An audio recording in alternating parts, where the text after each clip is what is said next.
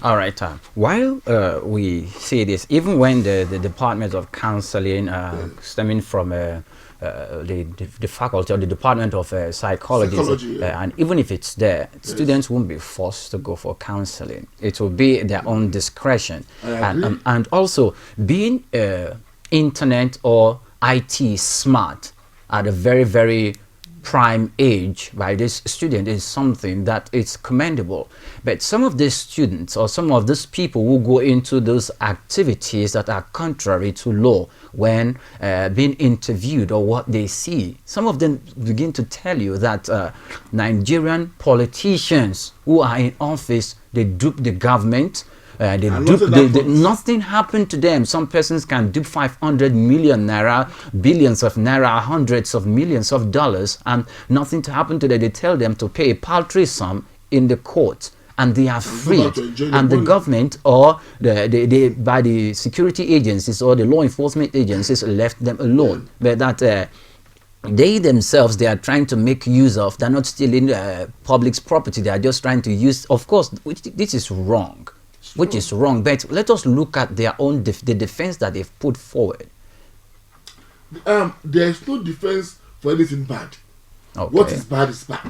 Let's know that. But that notwithstanding, the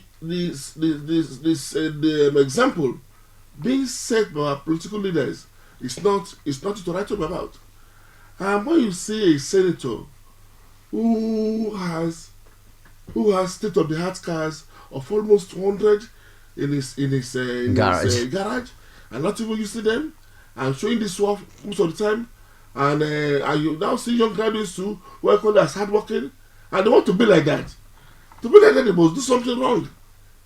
You see, when you see someone who is flaunting money, go to this internet and see the way these Igbo boys, when they are doing their parties, the way they flaunt money.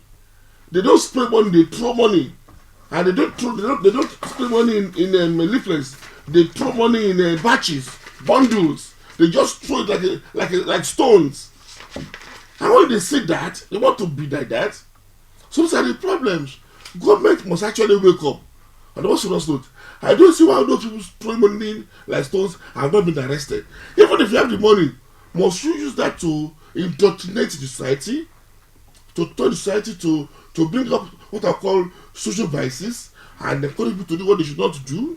In Jonathan's administration, we heard of a permanent secretary who of a particular ministry who actually was traveling abroad for his birthday or his wedding anniversary or just in form of a celebration. He paid for more than 100 people to go abroad and all of that, and the president had to stop the trip and brought him back, and some actions were taken against him. Yes. Now, Nigerians wants to see more of that. I think that's part of tackling that kind of problem, so that it will not be used to induce negatively the public or persons who are given to such as well.